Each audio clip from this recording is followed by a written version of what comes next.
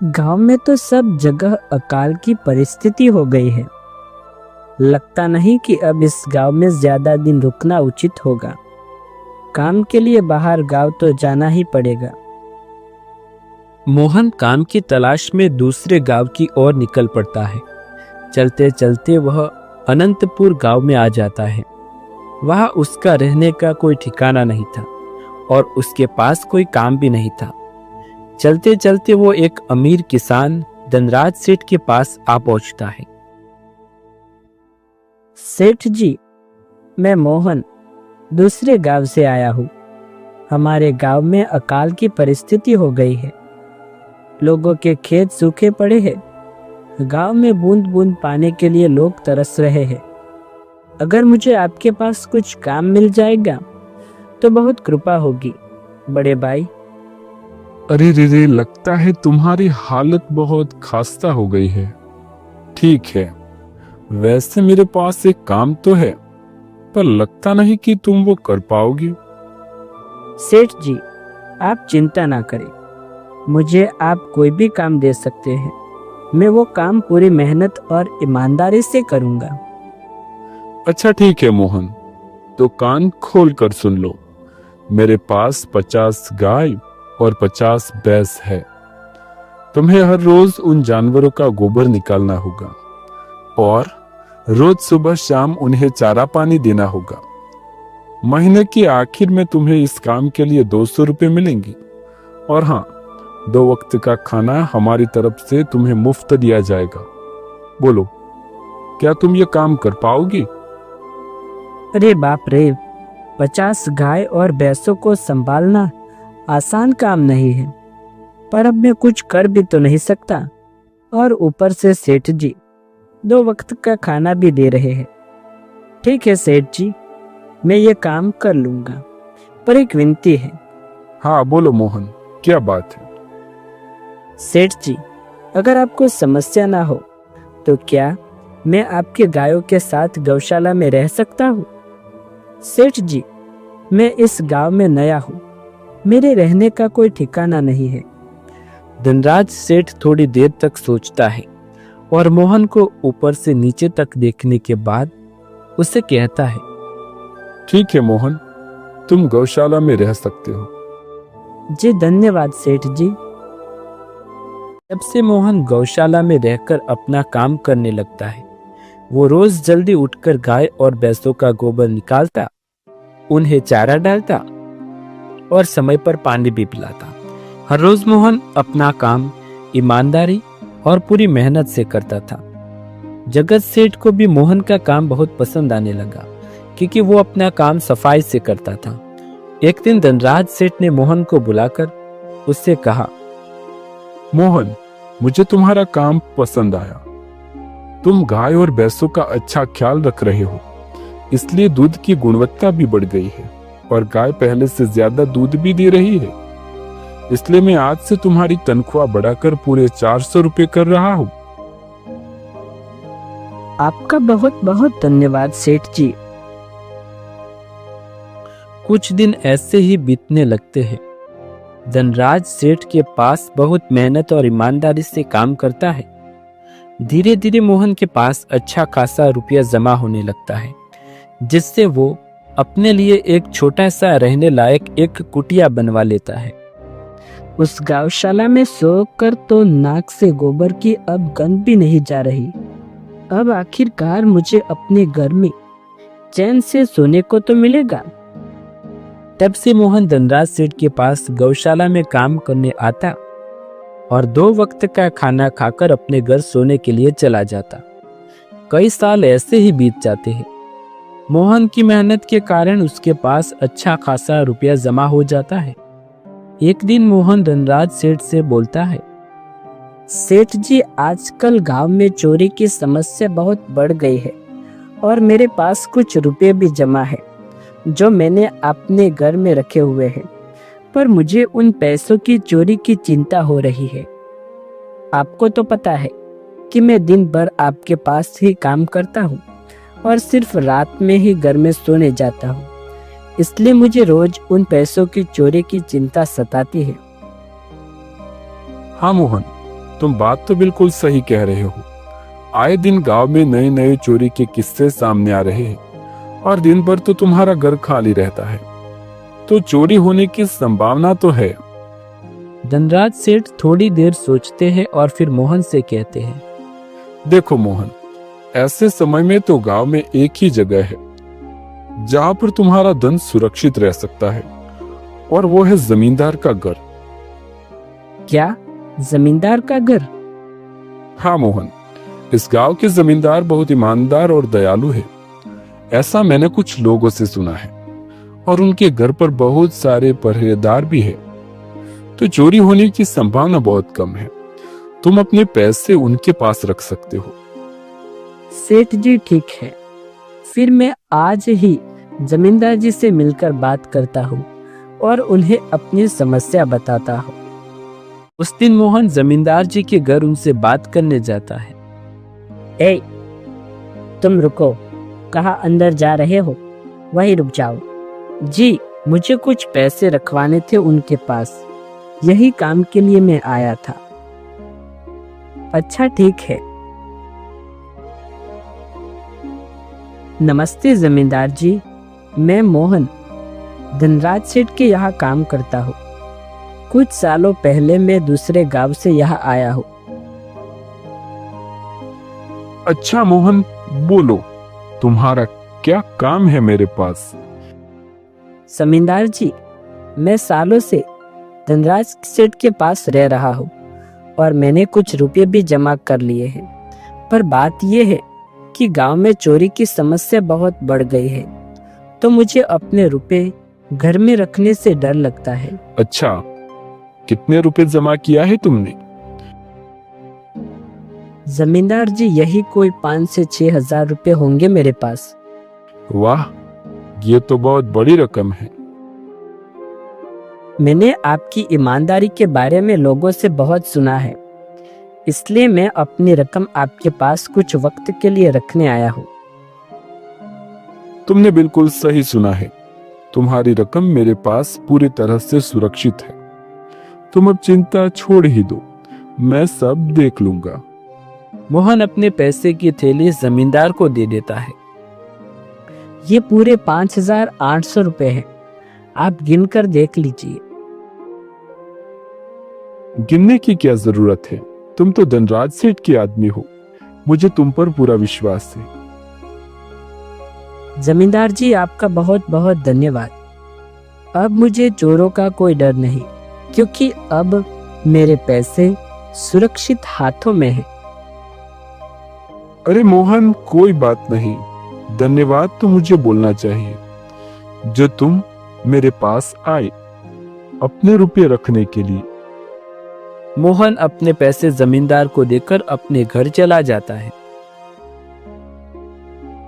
हाँ मोहन, तुम्हारे पैसे मेरे हाथों में ही अच्छे लगते हैं। ऐसे ही मोहन ईमानदारी और मेहनत से धनराज सेठ के यहाँ काम कर रहा था। देखते ही देखते 2 साल बीत जाते हैं। एक दिन मोहन सोचता है, अब बहुत साल हो गए धनराज सेठ के यहाँ काम करते हुए। वैसे सेठ जी तो बहुत अच्छे इंसान हैं, पर सोच रहा हूँ कि खुद की जमीन लेकर उस पर मेहनत करूँ, तभी मैं बड़ा आदमी बन सकता हूँ। अब जो मेरे पास थोड़े कुछ पैसे हैं और जो जमींदार के पास कुछ पैसे संभालने के लिए दिए हैं, वो जमा करके थोड़ी जमीन खरीद लूंगा। आज ही जमींदार से मिलने जाता हूँ और अपने रुपए मांगता हूँ।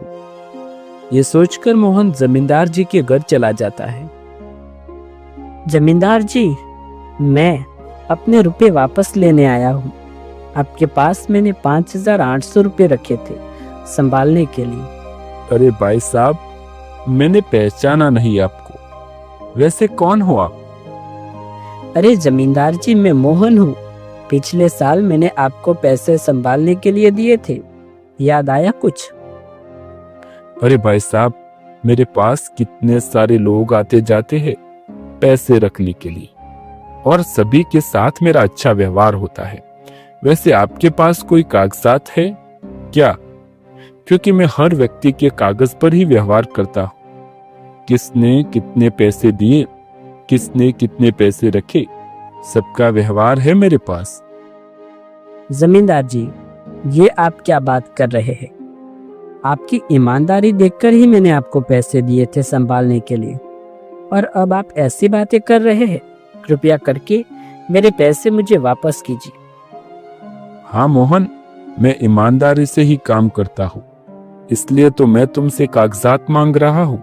क्या तुम्हें पता नहीं कि जब तुम किसी से पैसों का व्यवहार करते हो तो तुम्हें स्टैम्प पेपर पर लिखकर देना पड़ता है। तुम किसी से भी पूछ सकते हो। नहीं जमींदार जी, मैं आपके पैर पड़ता हूँ, कृपया करके मेरे रुपये मुझे दे दे। बड़ी मेहनत से मैंने वो पैसे जमा किए थे, मुझ पर ऐसे अन्याय ना करें। अरे क्या ये झूठ मूठ का रोना धोना लगाया है? लगता है तुम ढोंगी हो और मेरी ईमानदारी और भोलेपन का फायदा उठाकर मुझसे रुपए लेने आए हो। रुको, तुम्हें अभी सबक सिखाता हूँ। जमींदार अपने आदमियों को बुलाकर मोहन की पिटाई करने को कहता है। इसे तब तक मारो जब तक ये बेहोश ना हो जाए। इस 2 कौड़ी के आदमी ने मेरी ईमानदारी पर सवाल उठाया है, इसे छोड़ना मत। जमींदार के आदमी मोहन को डंडे से खूब मारते हैं। फिर मोहन दुखी होकर अपने घर चला जाता है। मोहन के शरीर पर घाव के निशान स्पष्ट दिखाई दे रहे थे। 2 दिन से मोहन घाव के दर्द के कारण धनराज सेठ के घर काम के लिए भी नहीं जा पाया। इसलिए अगले दिन धनराज सेठ मोहन के पास आ जाते हैं।